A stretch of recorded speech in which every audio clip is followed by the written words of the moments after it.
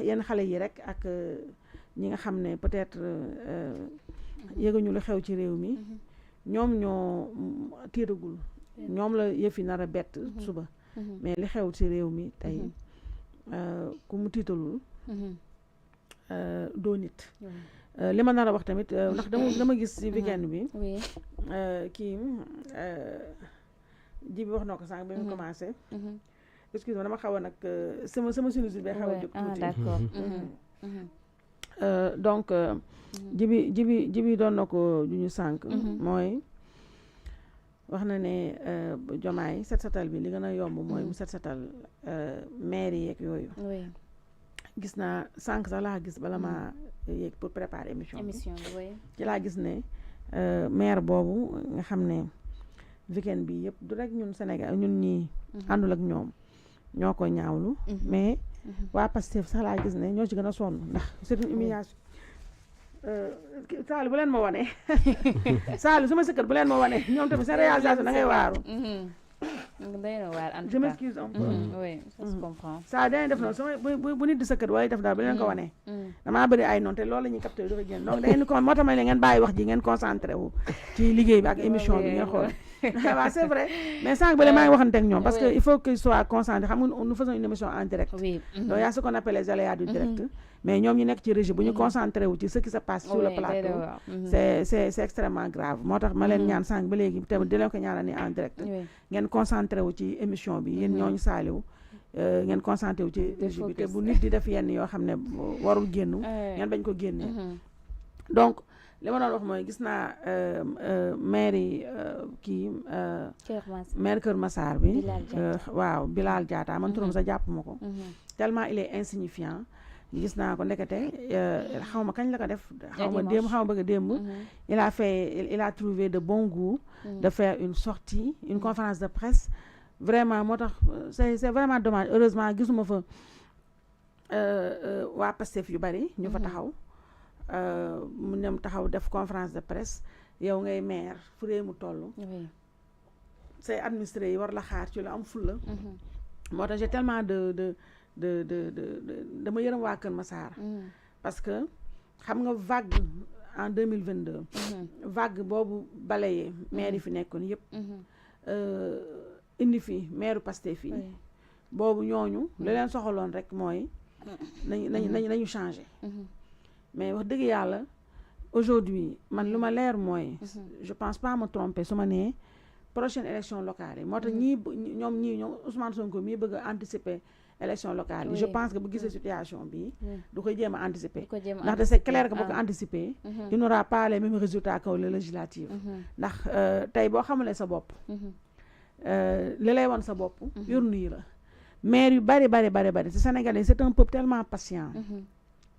am na ñoo xam ne ñu ree làmmiñ comme man dañu toog ci télé yi di wax di manifester seen colère ak seen déception mais ñun minorité la ñu majorité bi ñu ngi toog di seetaan c'est la masse dormante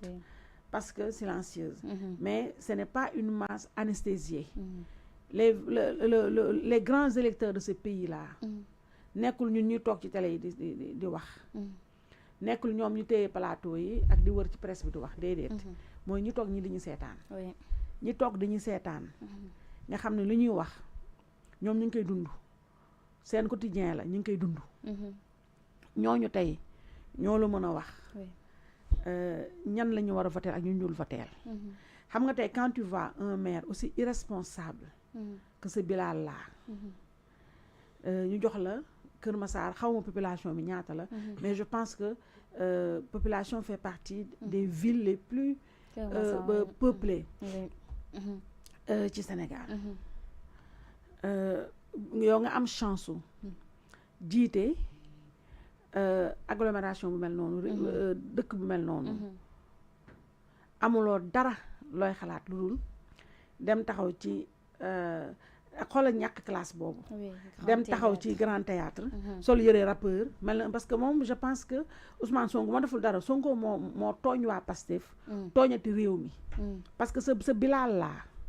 boo ko xoolee xam ne li mu bëggoon au fond de lui c'est être rappeur kooku rappeur ou mbër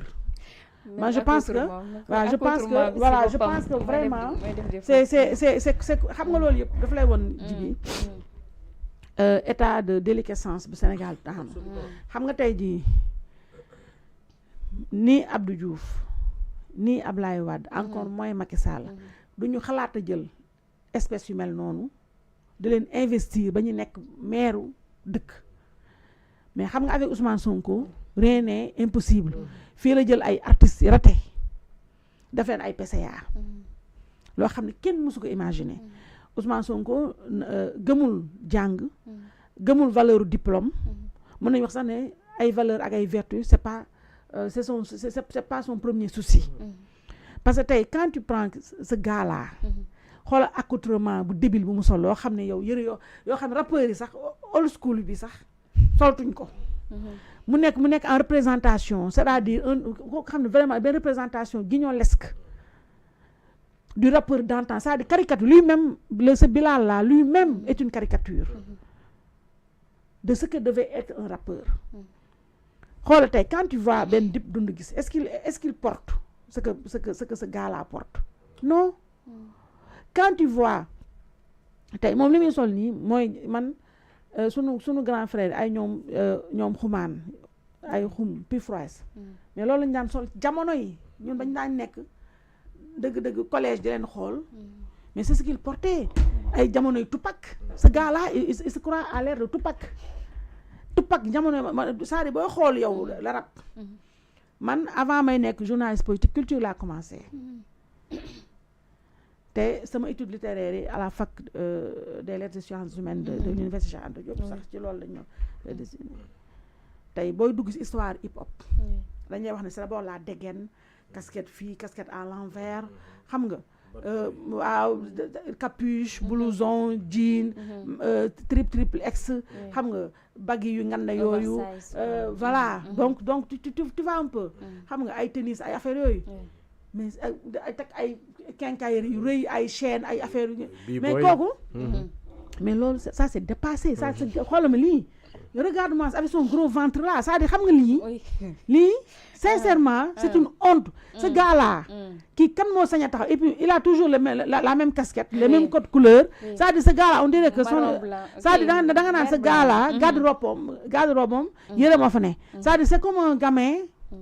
qui a 2 ans d'âge mental quoi c'est-à-dire est-ce que nous aujourd'hui le Sénégal Djibi est-ce qu'on peut se permettre nous d'avoir quelqu'un comme ça problème de casting là c'est-à-dire non c'est pas un problème de casting c'est un problème de c'est-à-dire dis-moi dans Pastef qui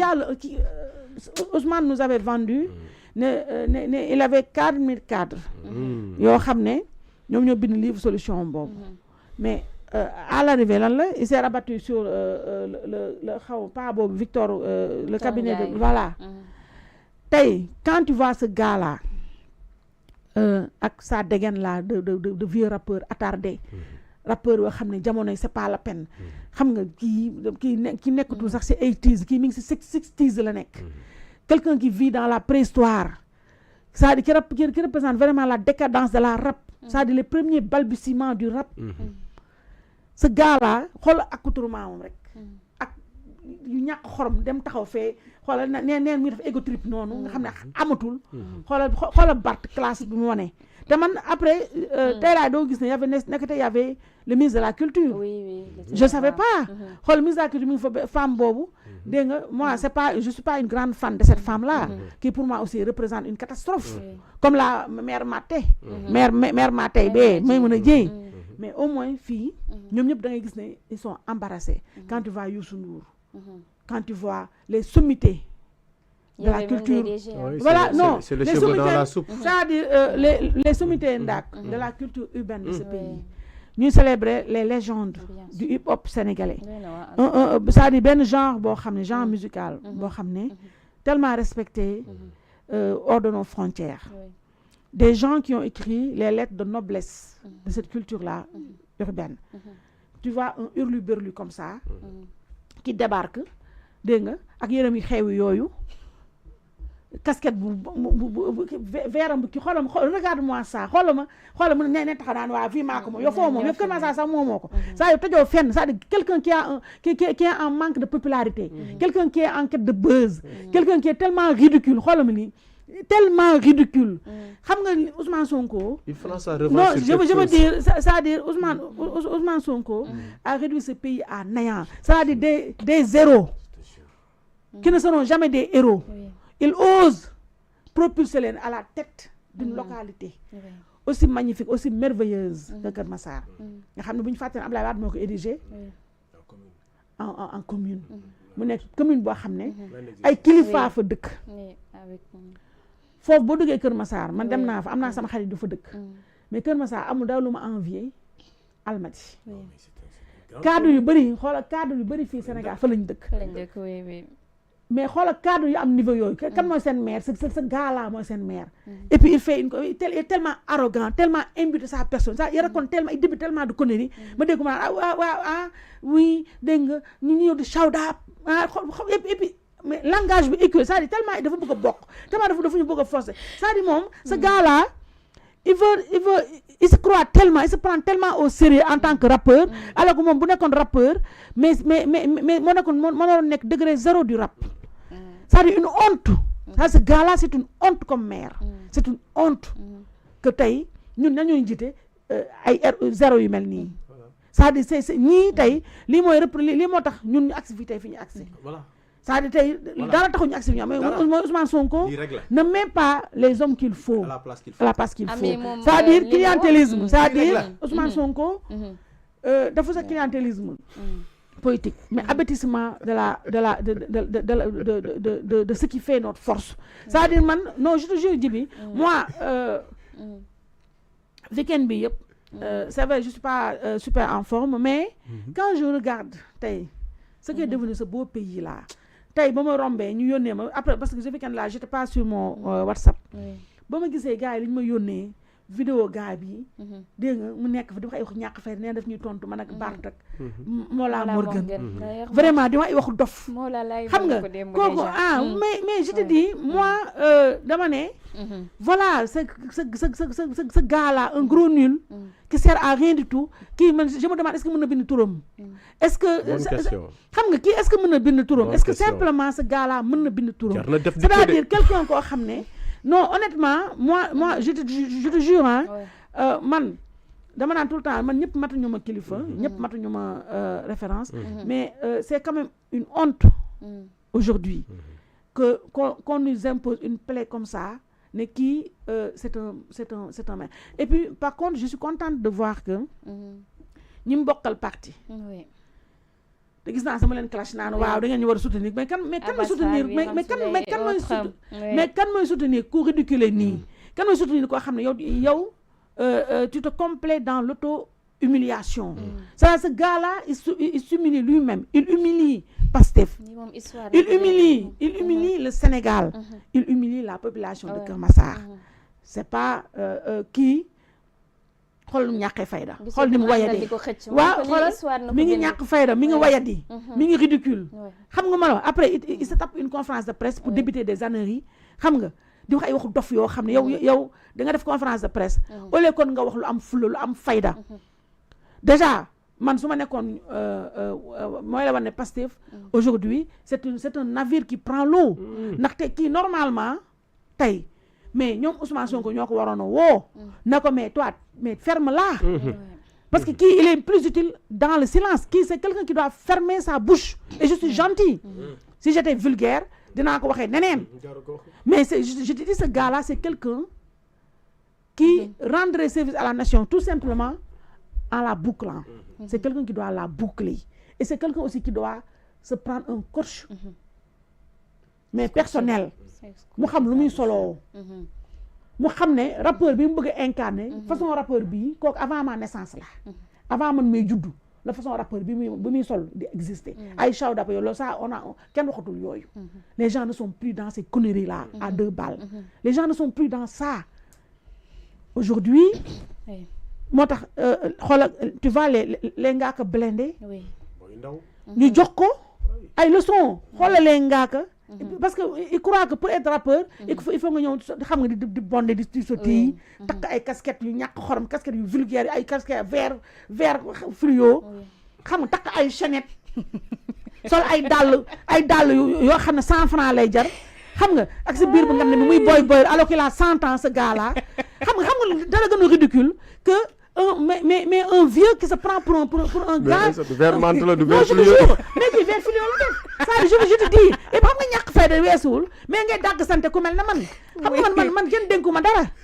mais man boo taxawee góor bu ñàkk fayda ba taxawee liggéey rek non mais kii mais après sànq j'ai appelé un ami qui est regarde j'ai appelé un ami qui est à Pastef ma ne ko mais seen waa ji kii fan la nekkoon ñu ne ma xam dafa immigré wu États-Unis ma ne ko mais xanaa moom da doon jaay ay marchand ambulant la woon da doon jaay xanaa ay t-shirt la doon jaay yi kenn xamul te je suis sûr que comme marchand ambulant sax mais il n'était pas fameux parce que kii il n'a pas de goût il n'a même pas de goût vestimentaire xoolal lex yu ngan yi biir bu dijj bi quelqu'un qui a 150 ans d'âge malheureusement dans la tête il a 2 ans de c'est un attardé mental il a 2 ans le gars et puis il vient dégg nga xoolal baat classe bi xoolal baat ni la ko rombee xool ni mu ridicule xool nga xàmmewu ko sax déjà mais kii kan loo ko xam nga xàmmewu mais nii laa koy doo ko xamee c'est-à-dire un ridicule ba pare il ose dire oui Ousmane Sonko na def focus ma def bloqué si yow da ngaa mën a bloqué jinax mais yow mënoo bloqué jinax yow mënoo bloqué sa biir bu nga ndee boobu si mënoo ko bloqué et puis toi tu as la prétention de bloquer kii mais non mon cerveau me la war a bloqué c'est-à-dire ce gars là son cerveau est bloqué en regarde Djibi kii son cerveau déjà son cerveau sa matière grise ses neurones mais sont bloqués à 1980 non je te dis 1980 le cerveau bloqué c'est-à-dire lui-même son cerveau dafa bloqué 1980 la bloqué maintenant beneen blocage bi mu war a def avant muy am prétention bloqué kii d'autre mooy son gros ventre là mu commencé ko dans un t-shirt boo xam mënu sox nooy ça bu defoon kii le gars kii bu defoon 2 heures de temps ndax ci affaire bi mais le t-shirt allait éclater parce que tout simplement xam nga gën a ñaaw ku ñàkk fayda pas boo xam ne da nga bëgg xale-xalelu xoolal xale jox ko leçon ñoom ngaa ko baleen di jox ko leçon c'était humiliant ay morom sëtam jox ko leçon c'était humiliant mais lii tey bu fekkonte ne parce que parti la franchement ils allaient dégager ce gars là humiliant mais tu ne le dégages pas moi je suis d'accord avec toi quand tu dis que Bassirou Diomaye Faye n'assume pas ses responsabilités. Oui. Mais Ousmane Sonko aussi n'assume pas ses responsabilités. Parce que, au même moment, regarde, pour revenir, parce que ce gars-là, il ne m'intéresse pas, moi je m'en fous de lui, il n'a qu'à raconter sa vie. Mais moi, son problème, ce n'est ni moi, ni les autres. Son problème, il a un problème avec lui-même. C'est-à-dire, il faut que Bilal administre des médicaments à Bilal.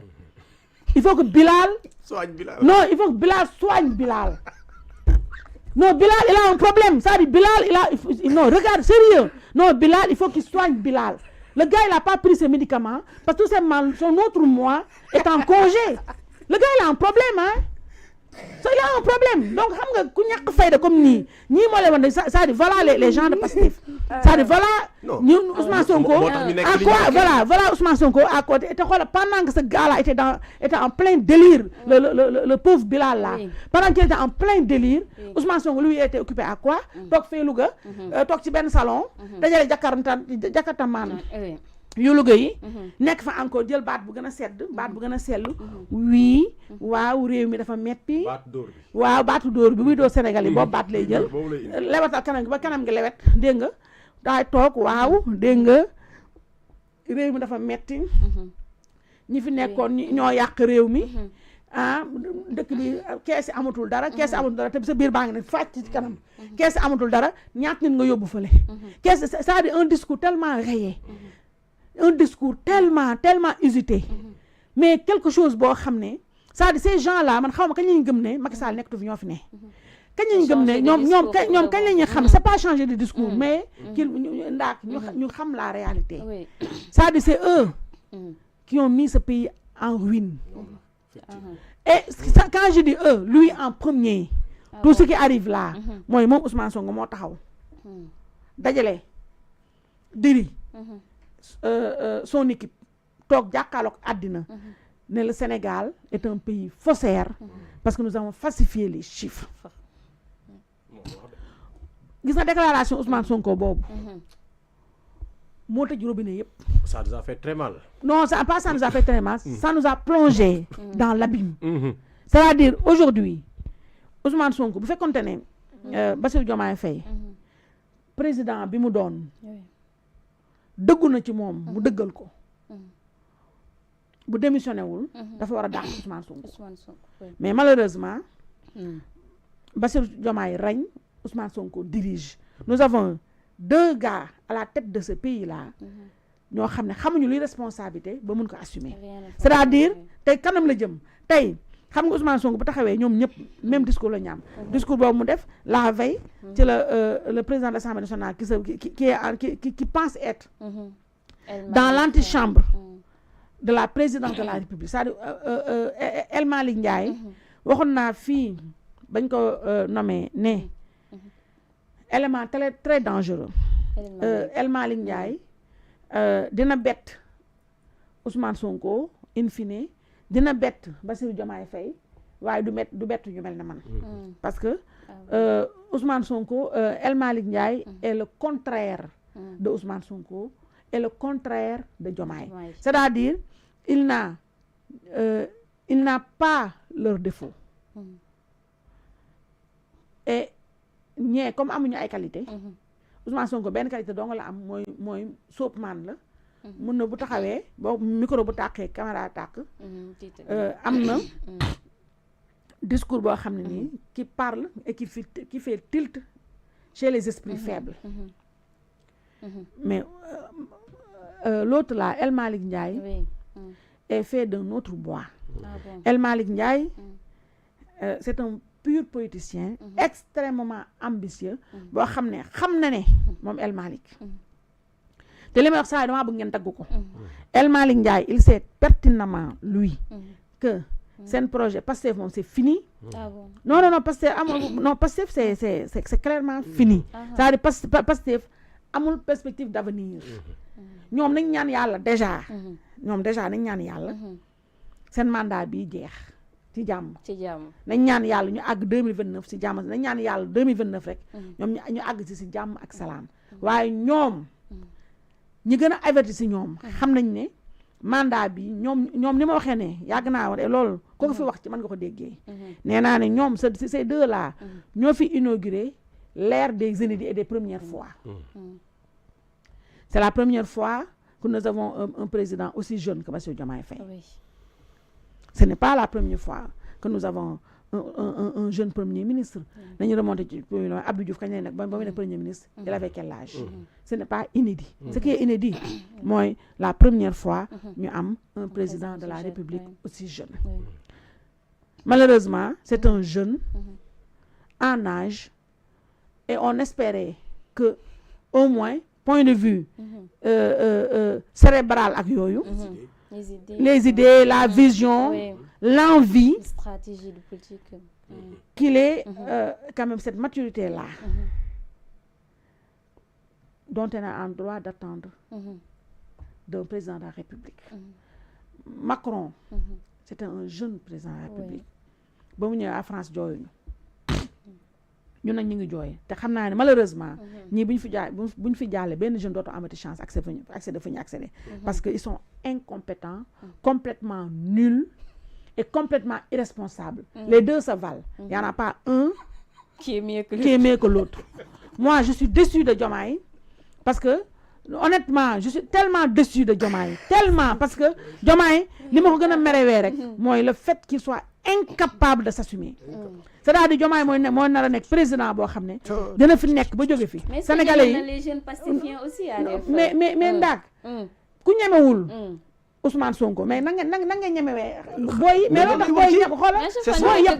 xoola booy yi moom waxuma sax dafa ragal booy yi mais booy yi ñoo ko ñeme booy yee ko yëpp yow da nga mos a dégg benn waa Pastef bu mer saaga Sonko mosoo ko dégg mosul am mais Diomaye à longueur de journée il se fait insulter par la racaille pastefienne et puis officiellement ouais, non et puis sans gêne tous les directeurs mais kenn faalewu ko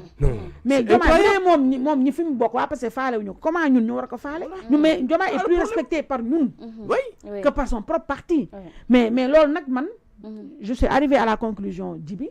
que mais c'est bien fait pour lui parce que lui tamit quelqu'un qui ne fait rien pour se faire respecter Djibi yow mi sa élèves yi mais ba la ma doon ñàkk fay dañ lay yàpp loolu duma ko nangu sax dañ lay yàpp bañ a yàpp bien sûr tey jii parce que xam nga le respect mais le respect est fondamental quand on voit Diomaye qu'il laisse passer tellement de choses Diomaye 1 2 3 il est là à di tagg son premier ministre alors que c'est l'inverse qui a eu sa faire. L'autre n'a jamais fait ça. musu ko def. L'autre musu ko. non l'autre moom kafeewu ko caaxaanewu ko. musul taxaw wax ay qualité. parce que nag l'autre nee naa la fii ne la l'autre. intéressé wu ko. l'autre xol bi du sedd du neex tant que déggul monsieur le président de la république te loolu du ko dégg abadan daay man. Ousmane Sonko mii bu danay dégg monsieur le président de la république du Sénégal. man kañ laa ñu wooyee moo ko sax. nañ ma wooyee yànd ko du seen. nañ ma woowee sama yaay no déet paxes ba damay bañ ñu dégg ko neneen nañ ma woowee kan lañu ma mën a woowee waaye koo xam ne moom laa gën a yab nañ ma woowee est-ce que doo jël ab exemple américain rek déedéet waaw dama non ma jël exemple Sénégal koo xam ne nii ñeme naa ko te duñu ma nañ ma woowee Mame Diarra Fam voilà sama yaay la gis naa léegi day théâtre voilà moo tax moom ñeme naa ko dafa naa daw du xew nañ ma woowee Mame Diarra Fam nañ ma woowee Ousmane Sonko bu naree dégg monsieur le président de la République du Sénégal nañ ma woowee Mame Diarra Fam kon baax na waaw parce que ndaak tey j'ai envie de dire pauvre de nous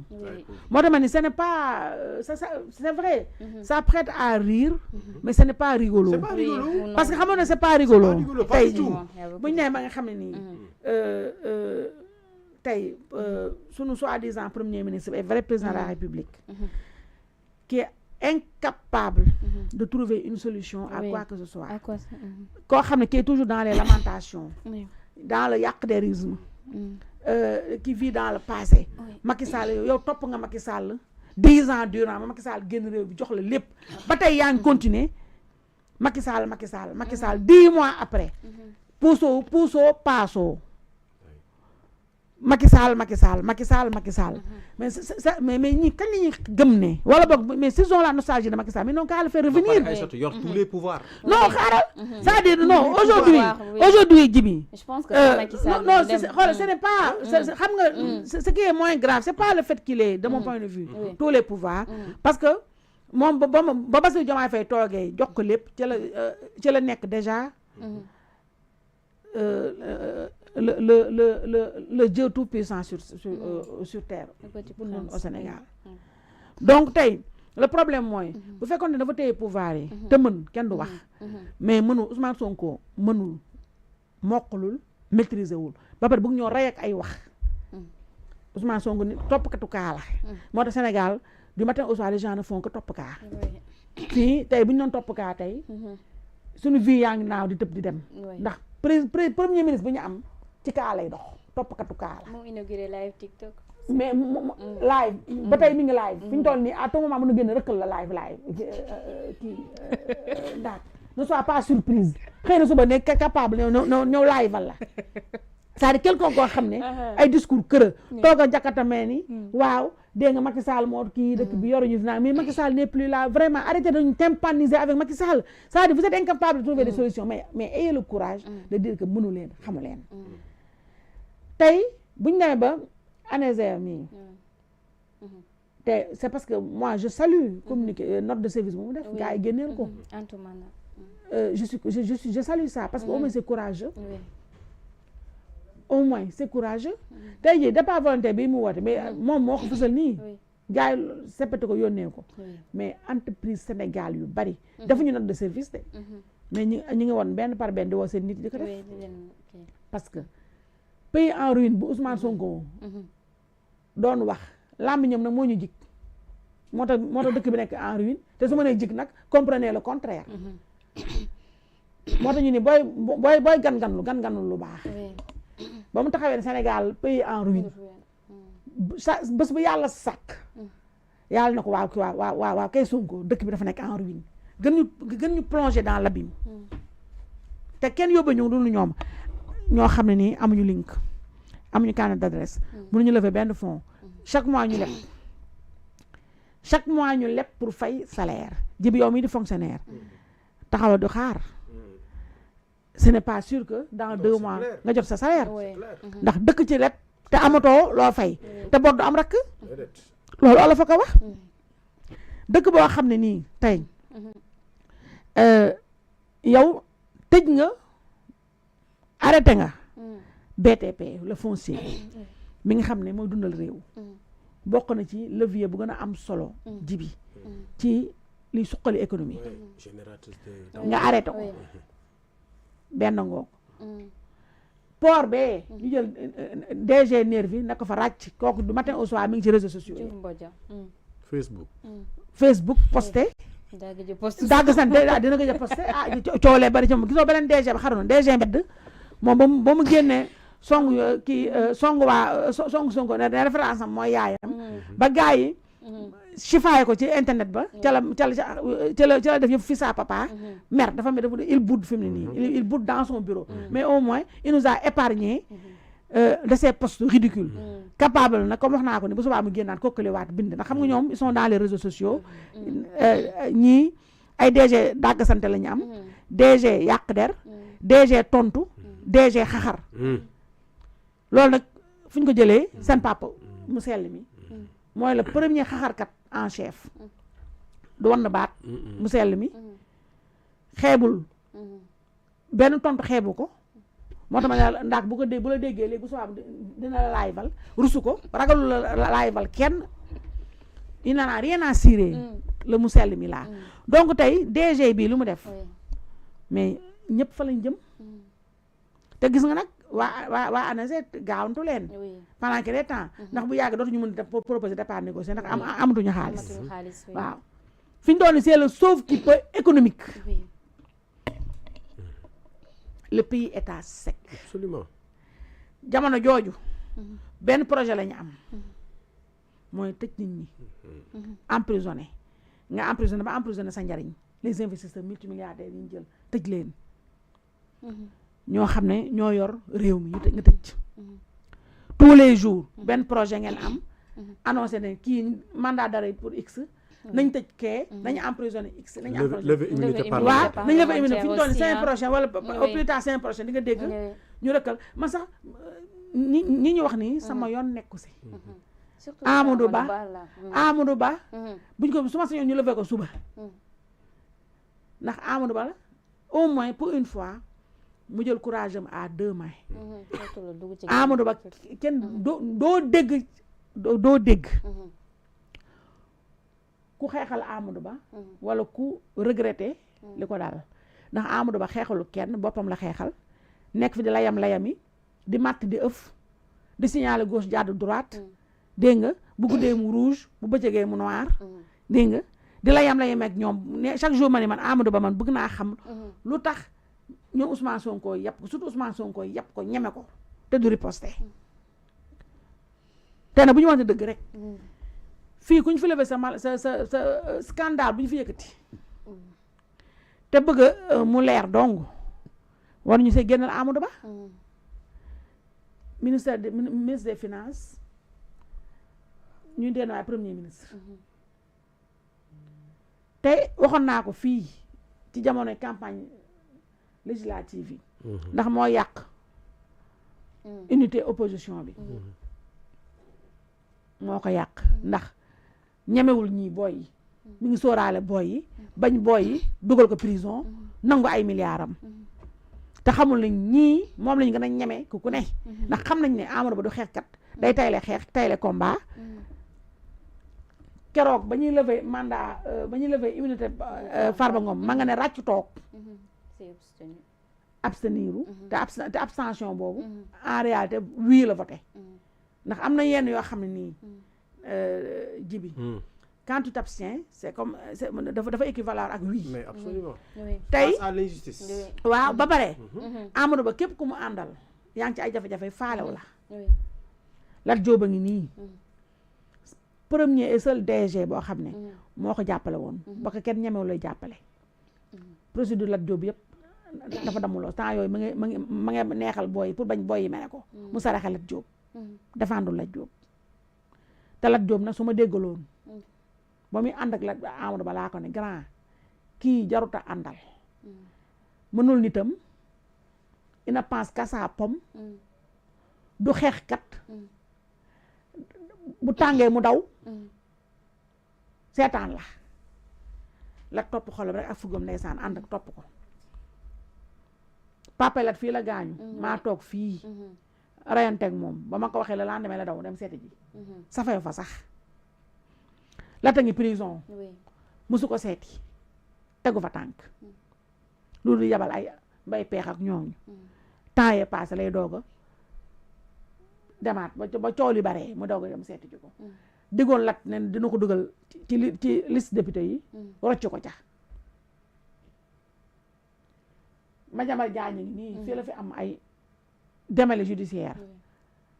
taxawu fa képp ku mu mës a àndal moom Amadou Ba nga nekk si ay jafe-jafe ci période bii mu damm solo moo tax fi ñu toll nii gis nañu bu ñu levee immunité parlementaire da ngay gis déjà moom ca vote ba ngay gis lu inédit da nga gis ñëpp jóg tàllal ko loxo man mii nga xam ne sax nekkuma fi dinaa dem ba tàllal loxo te ñaari loxo laa tàllal ak ñaari tànk na leen li simmi leen ko nañu simmi maalaanu xam ni nga waxee kiiraayu maalaanu kiiraay Amadou Ba moom bu ñuy simmi kii ma dinaa taxaw fii ne leen ndax jël leen ma ni nii wëy ñaari loxo wëy ak samay ñaari tànk du ma ca yem dinaa wër député yu ma xam ne naa jël sama téléphone woole ne leen ñëpp ba taxaw leen nag bu kenn abstenir taxaw leen Amadou Ba moom damaa bëgg ñu lever immunité am mode fast track pour jàngal ko àddina jàngal ko dëggu jàngal ko mën sa nit jàngal ko surtout courage gis nga Jibi nit boo amulee courage munoo am jom munoo am fulla parce que xam nga lu tax ma ni nit boo amulee courage munoo am jom munoo am fulla mooy ñàkk fayda gi xam nga kon mooy résultat am ñàkk fayda gi mooy lan mooy ku ñëw nga neexal ko waaye da ci kanamam sukkuraam jébalu te fii Jibi koo fi sukkal koo fi raamal du la nawloo ñoom Ousmane Sonko nawloo ñu Amadou Ba ndax xam nañ ne ragal la du xeexkat te na booy politique Jibi ak ñun ñi ñoo yem muy man mii di wax yow mii di wax ak ñiy politique ku ragal dem prison noppi nga tëdd sa kër mais boo bëggee def politique amoo fit dafa ne yow Amadou Ba tout ce qu'il a eu dans sa vie on lui a servi ça sur un plateau d'or musul xeex ba am dara toog rek nit ñi di ko xeexal moo tax yàgg naa wax ne ku ñàkk fayda bay xeexal ay man xeexalu ma kenn sama xeexu bopp laay xeex Ousmane Sonko mii yambar du jàkkaarloog moom ku ñemul jël risque dugg prison jàkkaarloog moom honnêtement comme moom ni mu jàkkaarloo woon ak Macky Sall man ci côté wala respecté Ousmane Sonko parce que lu Abou Dial di wax dafa sincère ci ennemi ak amitié mais un Amadou Ba nga xam ne ku mu àndal croiser les bras di la seetaan bu sa bët xonke doo ko gis moo tax moom bu bëtam xonke dina wéet lever immunité parlementaire moom c'est une exigence une demande sociale bu Farba Ngom teguñu ko fenn waaye bu Amadou Ba yoon la logique la fii kuñ fi yëkkati kuñ fi simmi sa malaanu kiraanu xaw ma nu ñu ko waxee sa immunité parlementaire nga bàyyi fi ba Amadou Ba nekkatoo si jubal jubanti nañ simmi bosoom mu xam luy àddina nañ simmi botoom mu xam luy àddina ba ca des ji kii ndaa ma daanelee foofu mooy aujourd'hui lii ñu dal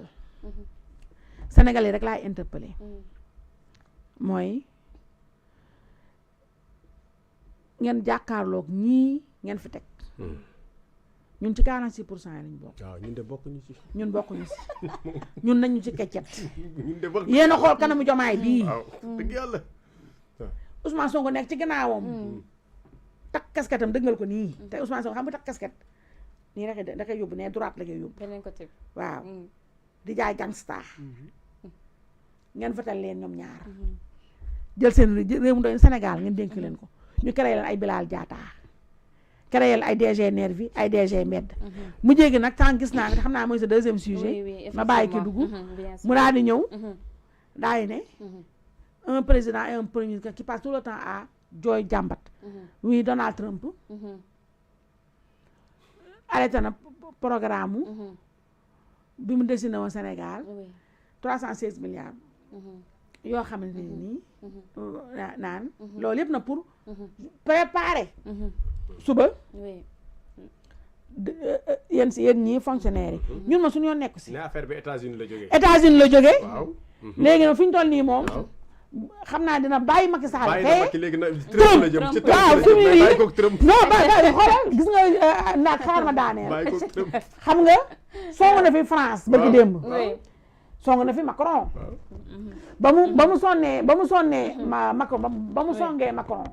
man sama pere ci li après nga jox kii mu tëj bien sûr gis nga ba mu songee Macron Macron weer ko naka yow man du man ak yow Jomaay laay wax Macron xamal Jomaay xamal àddina ne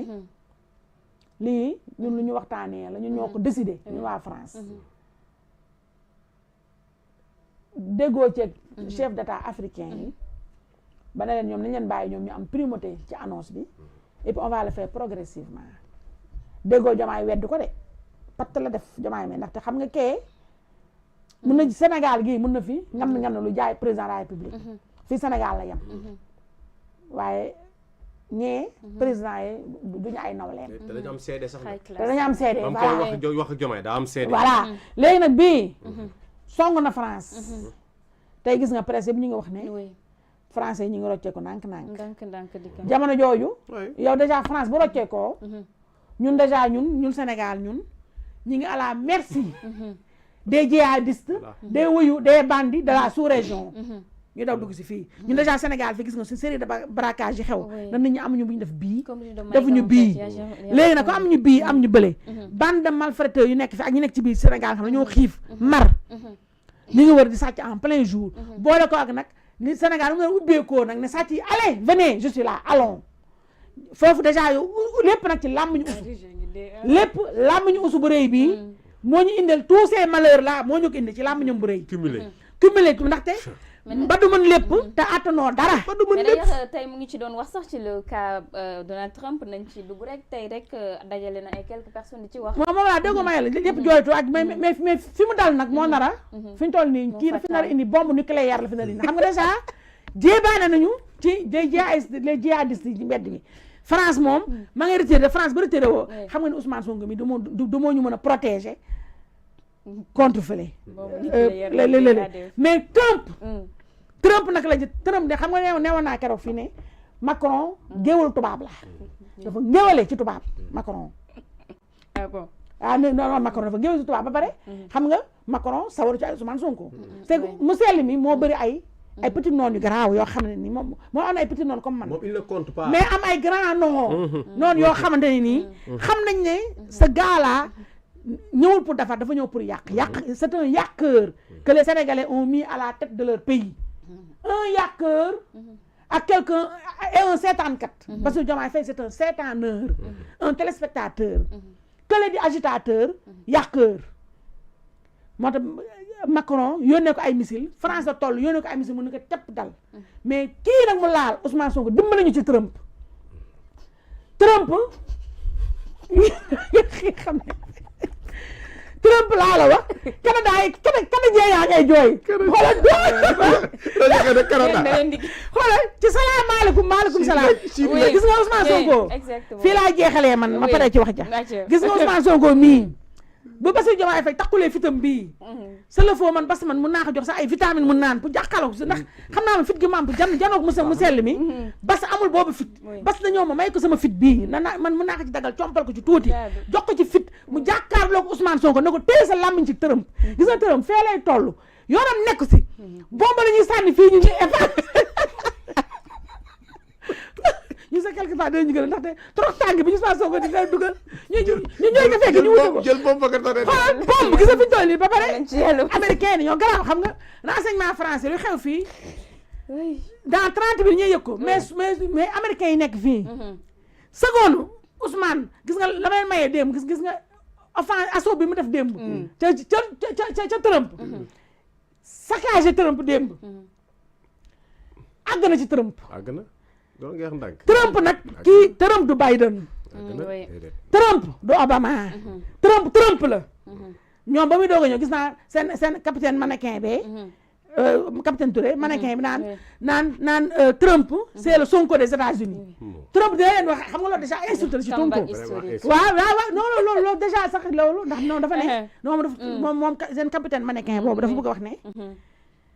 Sonko ak Trump ñoo bokk ay idées xam nga foofu déjà c'est une insulte